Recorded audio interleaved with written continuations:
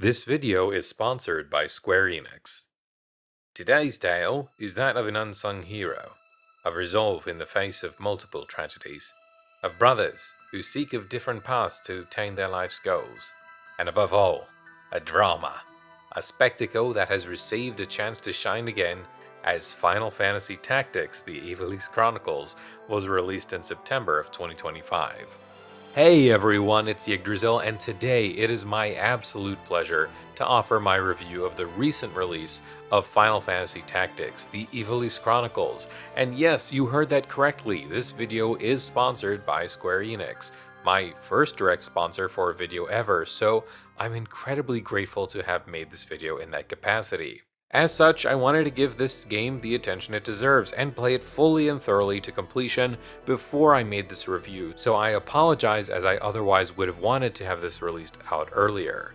Rest assured, however, being a sponsored video does not mean I won't hold back any critiques I might have either. This video will not contain any major spoilers for the main story, but will cover all elements of gameplay, story building and themes, character customization, and more. But just before we begin, as always, if you enjoy what I have to say, please consider leaving this video a like, let me know what you think in the comments down below, and subscribe for more RPG review and analysis. Now with all of that out of the way, let's get stuck in. Perhaps the greatest attribution one can compare the tale of Final Fantasy Tactics to is that of a Shakespearean play, one in which every piece has their own purposeful role and move about in a manner consistent with that role. And taking to the center spotlight are core figures Ramza Beowulf and Delita Hyrule. Ramza's house name of Beowulf is one of great prestige, his family bearing an imposing ancestry of swordsmanship, wisdom, and servitude to the crown in times of great need, earning them proper recognition over hundreds of years. Alongside Ramza, Delita comes from the common folk, who, after a great war spanning 50 years and having been owed compensation for their blood-stained services, were ultimately hoodwinked by much of their nobility, and their frustrations ended up fueling an uptick in banditry, lashing out for revolution. These cries for justice ring soundly with Delita, but his friendship and faith in his brother-in-arms Ramza and his service to the Beowulfs keep his blade sheathed. That is, until one fateful day, when the two men become ensnared in a ruse that would soon shake their beliefs to the core. The paths these two men would then choose to take go on to alter the very fate of Ivalice in dramatically different ways, and from this premise does an incredibly captivating tale of political drama, of death and betrayal, of unfathomable magics, of the sins and desires of men, and of heroes willing to play their roles in a world caked in blood. All of this and more does the tale of Final Fantasy Tactics offer. The captivating voice work of many prominent voice actors, such as Ben Starr and Harry McIntyre, also embolden this tale to even greater heights. The player primarily sees the world through the perspective of Ramza, though we are also given the opportunity to see other events taking place, showing that the story does not simply wait for our party to make the first move. Indeed, many forces, good, neutral, and evil alike, all move about dynamically and simultaneously, further adding to the intricate layers that the story delicately and painstakingly predicates as the game progresses. What's more, the game does not shy from providing a rich history and motive for many of their characters. As an example, perhaps one of my favorite units, Agrias is a knight who was raised as if her role was that of a man when her family could not produce a male heir. Despite the constraints placed upon her for simply being a woman, her pursuit and ambition afforded her the title of Holy Knight and the privilege of guarding the fair Lady Ophelia, with who she swore an oath to protect. Her story, like many other story units unfortunately, are only expanded on further when they are present for certain story chapters, and the game's limit to 5 characters per battle became a bit of a point of contention for me, as I really truly did want to see what every character could interact with as much as possible. I do feel that this is tied to the game's nature of being highly replayable, however, and that the player is encouraged to build and take different characters with each run, but in a world and setting as rich as this game's, I personally felt as though I was missing something when I had to exclude a character if their build didn't mesh well with an upcoming encounter. One other thing that I did wish was more clearly presented in the story as well were the War of the Lions cutscenes, beautiful renditions of key events and conversations that can only be observed if you go to the Events tab in the in-game menu and click on an event where one of these cutscenes would have occurred in the War of the Lions version of the game. They're gorgeously made renditions of the events that I would have loved to have seen incorporated during my first actual experience. And I'll tell you now, I scoured the Events tab after just about every major cutscene so that I could see even more of the raw emotion and theatrics gripping this game. And what good are the theatrics without the stage that it takes place upon? To that, let's lead into exploration and the main map. Overworld layout is straightforward with the ability to move between segments of the map and a clear indicator over the next location for the main story. Moving about occasionally triggers random encounters, or you can simply force an encounter by pressing A over a non-town segment. Towns are your primary means of obtaining new equipment, and shops regularly expand their varied inventory for the great range of items that each class can equip. There are also options to peruse shops while comparing the currently equipped gear of each character, which did end up saving me from some unnecessary purchases. But that's not all that towns can offer, as you can also skin your beast hunts from excursions, and what really resonates with me are the pubs, where you not only hear very fascinating rumors that tie in with the current setup and lore, but you can also assign non-story characters to side quests for a set amount of days in the chance of returning with rare treasures and artifacts, many of which are direct nods to other Final Fantasy entries. Perhaps my favorite of these treasures to have uncovered was a storybook that, when you opened it in your inventory, actually contained its own expansive story with actual light novel gameplay elements. Hearing a story unfold about this grand expedition for a lost city of gold and letting you, the player, pick out and chart the course towards the destination. It was quite a shock to me when I discovered this, and I had a blast through over a half hour of just reading through and making these tough decisions that I might have failed, but thankfully I did get to see it resolve, and it felt really fulfilling, although a bit surprising to have found in the first place.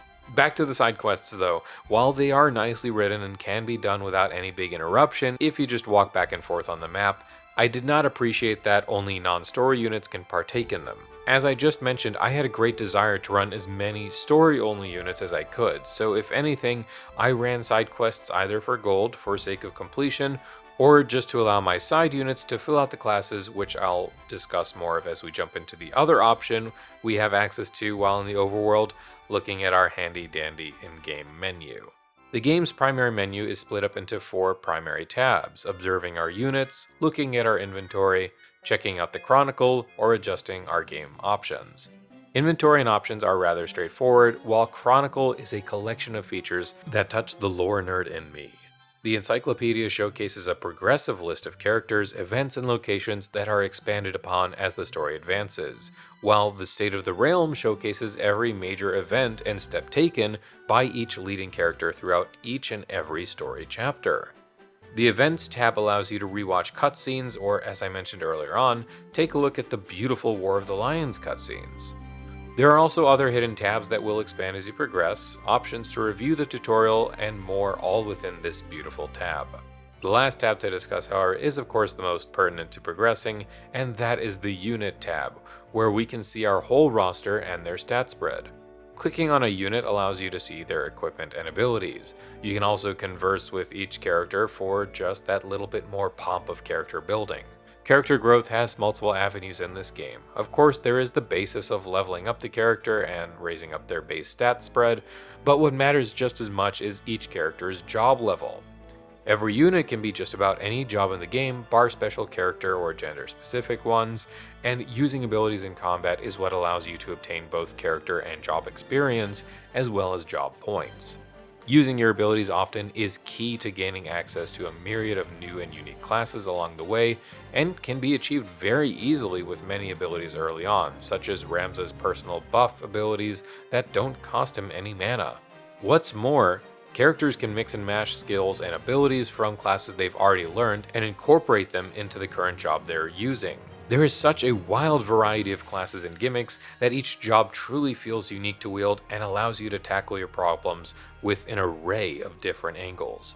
breaking in Ramza as a double striking monk, or having my mage become an all-rounder of offensive and defensive spells. I was even having Mustadio just run around and provide cover fire while being assigned Phoenix down duty, and these were just some of the directions that I was able to guide my characters in, and that's just the tip of the iceberg as to what I feel this game could let me do if I really got sweaty with it. That being said, the opponents and conditions you're often placed in are nothing to sneeze at either.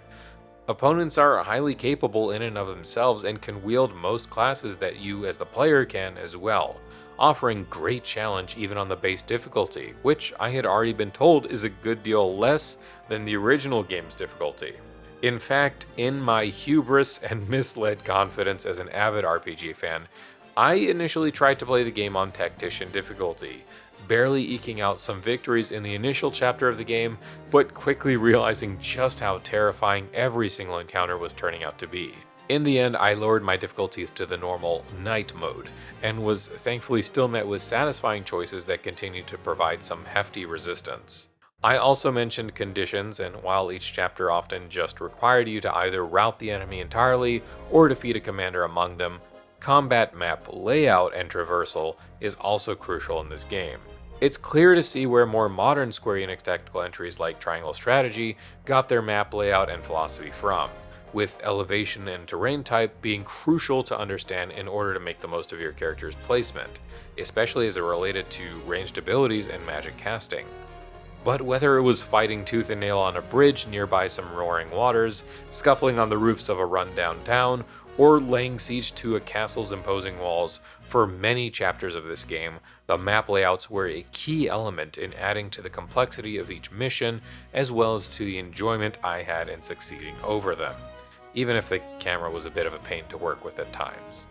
All in all, Final Fantasy Tactics: The Ivalice Chronicles is a triumphant return of a well-beloved entry that certainly was overdue for some more time in the sun. The few gripes that I had with the game were largely due to the game's personal constraint to not change core elements of the original entry, such as the camera angles or limitations of the story and merc units alike. But those are bare nitpicks in the face of what the game offers. Its story is captivating, delicately woven, and powerful voice work all the more enhances it. Meanwhile, combat is a bit finicky and takes a while to get a proper read on, but its progression is immensely fun to master, and it's clear to see your hard work take shape on the battlefield. For years I had been itching to play Final Fantasy Tactics, and now having played it, it's clear to see how this game went on to inspire many ideas and staples within the tactical RPG genre. I am truly glad to have had the opportunity to play through it, and I hope that you might consider to pick it up for yourself. But with all that being said, that is where we're going to be calling it for this video. Once again, a massive shout out to Square Enix for sponsoring this video and for allowing me the privilege of reviewing it from a sponsored role. To see my work that I take in these passion project videos receive such recognition gives me so much joy, and I want to thank all of you as well for allowing me to get here. But tell me, did you enjoy this video? Is this your first time playing through Final Fantasy Tactics, or are you a veteran of the realm of Ivalice? Let me know your thoughts in the comments down below. Please consider to leave this video a like if you enjoyed it, and subscribe for more RPG content, reviews, and analysis. And with all of that being said, as always, I hope that you all have a great day.